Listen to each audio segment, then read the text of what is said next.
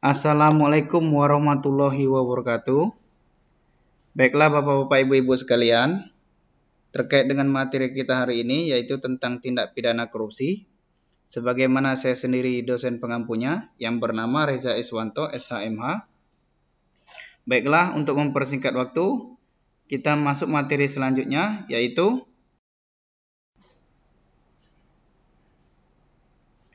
faktor penyebab terjadinya tindak pidana korupsi.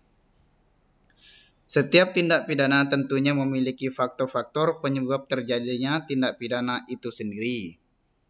Termasuk juga dalam hal ini yaitu tindak pidana korupsi.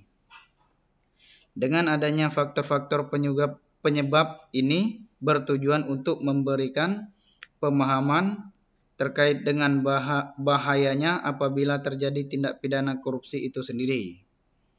Adapun faktor-faktor penyebab terjadinya tindak pidana korupsi antara lain yang pertama A.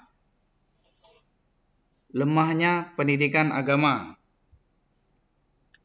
Lemahnya pendidikan agama merupakan bagian dari penyebab timbulnya tindak pidana korupsi karena apabila orang yang mempunyai agama sebelum melakukan tindak pidana korupsi tentunya ia akan memikirkan terlebih dahulu dosanya atau tidak mau melakukan perbuatan tersebut. Karena jika berdosa maka sudah seharusnya ditinggalkan perbuatan itu. Namun pada kenyataannya sebagian yang melakukan tindak pidana korupsi ini mayoritas beragama Islam. Selama ini kebanyakan kasus tindak pidana korupsi tidak lain adalah pelakunya yang beragama Islam. Seharusnya orang Islam memiliki sifat anti korupsi karena di agama Islam telah melarang keras melakukan berbagai macam tindak pidana termasuk juga tindak pidana korupsi karena tindak pidana korupsi ini bukan hanya merugikan diri sendiri, orang lain, bahkan negara juga ikut dirugikan dari adanya perbuatan tersebut. Kemudian yang B-nya kurangnya pendidikan. Dengan kurangnya pendidikan maka orang tidak dapat membedakan mana perbuatan yang baik dan mana perbuatan yang buruk. Sehingga bagi mereka tindak pidana korupsi ini tidak begitu sangat buruk karena uang yang didapatkan dari tindak pidana korupsi tersebut bagi mereka merupakan rezeki yang tidak terduga. Padahal apabila orang yang memiliki pendidikan tentunya sebelum melakukan perbuatan itu terlebih dahulu memikirkan bagaimana akibat yang akan timbul dari perbuatan tersebut, termasuk juga melakukan tindak pidana korupsi. Tidak hanya itu saja, orang yang memiliki pendidikan tentunya akan mengetahui bahwa uang yang dihasilkan dari korupsi merupakan uang haram. Dan apabila uang tersebut diberikan kepada keluarganya maka tidak akan memberi keberkahan. Baiklah, itu terkait dengan kurangnya pendidikan. Kemudian masuk untuk poin yang C yaitu kemiskinan.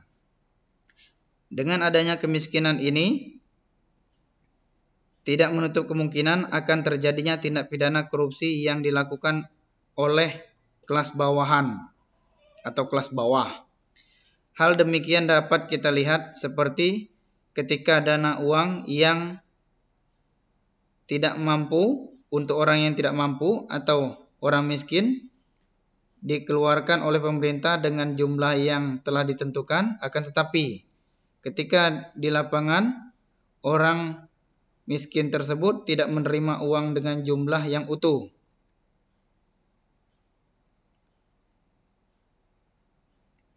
Dengan alasan butuh biaya transportasi untuk mengantarkan uang tersebut dari atasan ke masyarakat miskin itu melalui orang bawahan. Makanya disebut dengan kelas bawahan atau kelas bawah. Kemudian yang D-nya penegakan hukum yang lemah. Penegakan hukum yang lemah ini merupakan salah satu faktor penyebab terjadinya tindak pidana korupsi, karena apabila aparat penegak hukum dalam menangani kasus tindak pidana korupsi sudah seharusnya konsisten dalam menjalankan tugas yang diberikan. Namun pada kenyataannya ketika kita lihat di lapangan, banyak sekali aparat penegak hukum, termasuk juga salah satunya yang berperan penting dalam penegakan hukum, yaitu hakim, yang tersandung kasus suap dalam tindak pidana korupsi, sebagaimana yang kita lihat dan kita dengar bersama-sama di televisi. Jika perbuatan ini terus dilakukan oleh penegak hukum, maka cukup sulit untuk memberantas tindak pidana korupsi yang selama ini merajalela di Indonesia. Oleh karena itu, sudah seharusnya pola pikir dan sikap penegak hukum harus diubah untuk mencapai tujuan, yaitu memberantas tindak pidana korupsi. Kemudian, tidak adanya sanksi yang keras. Tidak adanya sanksi yang keras di dalam Undang-Undang Tindak Pidana Korupsi juga merupakan faktor penyebab terjadinya tindak pidana korupsi tersebut. Karena apabila ada sanksi yang begitu keras seperti sanksi pidana mati terhadap tindak pidana korupsi, maka orang akan mengurungkan niatnya untuk melakukan tindak pidana korupsi, karena mengingat pidana yang dijatuhkan terhadap pelaku tindak pidana korupsi adalah pidana mati. Kemudian yang selanjutnya yaitu kelangkaan sifat anti korupsi. Kelangkaan sifat anti korupsi maksudnya adalah tidak ada sifat atau sifat pada setiap orang untuk memberantas tindak pidana korupsi. Hal ini dikatakan demikian karena apabila setiap orang memiliki sifat anti korupsi, maka sulit untuk ditemukan kasus korupsi yang terjadi seperti saat ini. Oleh karena itu, sifat anti korupsi ini sudah seharusnya dimiliki oleh setiap orang, baik itu masyarakat, pemerintah, maupun penegak hukum. Sehingga dengan adanya sifat ini, maka korupsi tidak akan merajalela seperti sekarang ini.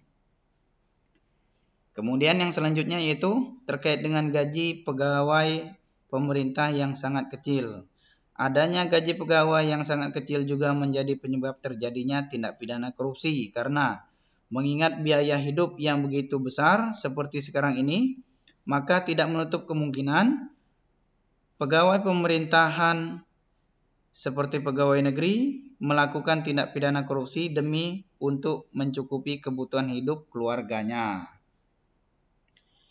Selanjutnya yaitu gaya hidup konsumtif. Adanya gaya hidup konsumtif ini merupakan unsur yang paling utama terjadinya tindak pidana korupsi, karena melihat orang lain atau teman kerja yang memiliki kendaraan mewah seperti mobil, maka rasa ingin memiliki yang sama juga ada pada diri orang tersebut, sehingga orang itu memikirkan bagaimana untuk mendapatkan uang agar dapat membeli mobil seperti rekan kantornya dengan cara melakukan tindak pidana korupsi. Padahal teman kerjanya itu belum tentu mobil yang dimilikinya merupakan hasil jeripayanya sendiri. Bisa jadi mobil tersebut merupakan uang dari hasil warisan orang tuanya. Hal yang demikian ini yang selalu menjadi pendorong untuk melakukan tindak pidana korupsi.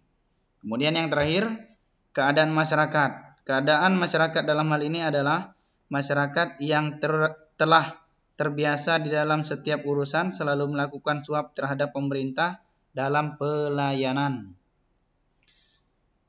Keadaan masyarakat seperti ini juga merupakan faktor penyebab terjadinya tindak pidana korupsi di dalam pemerintahan, sehingga tidak menutup kemungkinan setiap melakukan pelayanan pegawai pemerintah seperti PNS tidak segan-segan meminta uang suap atau dengan alasan untuk uang rokok atau sebagainya.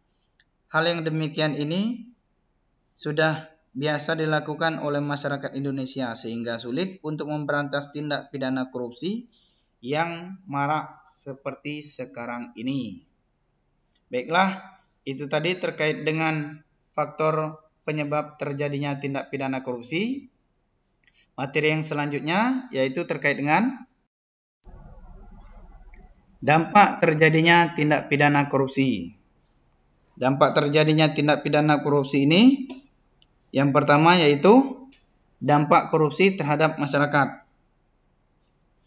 Apabila tindak pidana korupsi telah merajalela di dalam masyarakat, maka akan memberikan kelas-kelas tertentu di dalam masyarakat itu sendiri. Sehingga apabila masyarakat tidak dapat melakukan tindak pidana korupsi seperti suap, maka segala urusan mereka akan diabaikan oleh pemerintah dibandingkan dengan masyarakat yang melakukan tindak pidana korupsi seperti suap.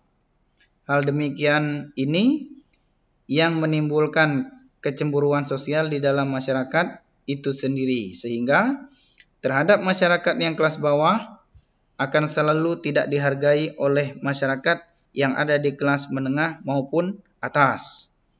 Dengan tidak saling menghargai ini maka akan menimbulkan konflik di dalam masyarakat itu sendiri. Kemudian yang kedua, dampak korupsi terhadap generasi muda. Terjadinya tindak pidana korupsi ini akan berdampak pula pada generasi muda karena akan merusak pola pikir para generasi muda sehingga mereka selalu berpikir bahwa melakukan tindak pidana korupsi merupakan hal yang wajar dan biasa. Hal yang demikian akan mempengaruhi perkembangan pribadinya sehingga generasi muda tersebut menjadi terbiasa untuk melakukan sifat tidak jujur dan tidak bertanggung jawab di dalam melakukan sesuatu. Apabila hal ini terus terjadi, maka akan merusak pola pikir dan perkembangan generasi muda. Serta dengan demikian sulit untuk memberantas tindak pidana korupsi di dalam kalangan generasi muda itu sendiri. Kemudian dampak yang selanjutnya yaitu dampak korupsi terhadap politik.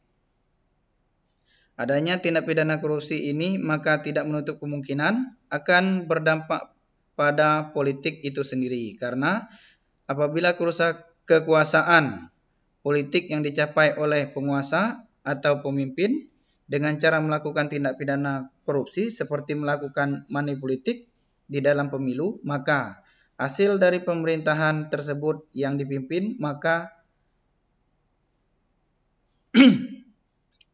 oleh penguasa atau pemimpin yang melakukan money politik tersebut tentunya tidak dihargai oleh masyarakatnya.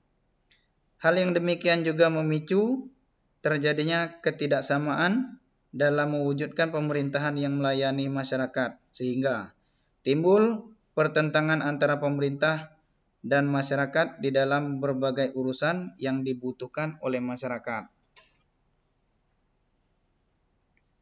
Kemudian dampak yang selanjutnya yaitu dampak korupsi terhadap ekonomi. Tindak pidana korupsi ini tidak menutup kemungkinan akan berdampak pula pada perekonomian negara. Sehingga negara tersebut tidak akan maju dan selalu kekurangan di bidang ekonomi di dalam hal pembangunan di setiap daerah. Dengan demikian banyak fasilitas-fasilitas publik yang belum memenuhi standar untuk digunakan oleh masyarakat dan fasilitas publik tersebut apabila dalam pembangunannya kekurangan bahan baku maka tidak menutup kemungkinan pembangunan tersebut tidak akan bertahan lama karena uang yang digunakan untuk pembangunan itu telah disalahgunakan untuk dilakukan korupsi oleh berbagai macam pihak. Kemudian yang terakhir yaitu dampak korupsi terhadap birokrasi. Dampak dari adanya tindak pidana korupsi terhadap birokrasi ini akan menyebabkan birokrasi yang tidak efisien dan meningkatnya pembiayaan dalam administrasi di birokrasi itu sendiri. Sehingga birokrasi hanya didapatkan kepada orang-orang yang mampu melakukan tindak pidana korupsi seperti suap saja. Sedangkan apabila orang yang tidak melakukan tindak pidana korupsi seperti suap, maka pelayanan terhadap orang itu tidak didapatkan.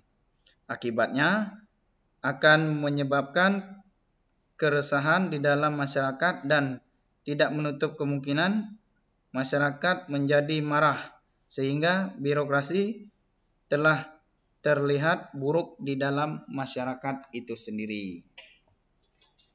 Baiklah Bapak-bapak, Ibu-ibu sekalian, itu tadi materi kita terkait dengan tindak pidana korupsi. Yang pertama yaitu faktor penyebab terjadinya tindak pidana korupsi. Yang kedua yaitu dampak terjadinya tindak pidana korupsi. Baiklah, apabila di dalam penyampaian saya ada yang menyinggung perasaan maupun menyinggung instansi, saya mohon maaf. Karena di dalam hal ini saya sekedar menyampaikan materi terkait dengan pembelajaran tindak pidana korupsi, tidak ada unsur lain. Baiklah, saya akhiri. Wabillahi taufiq wal hidayah. Wassalamualaikum warahmatullahi wabarakatuh.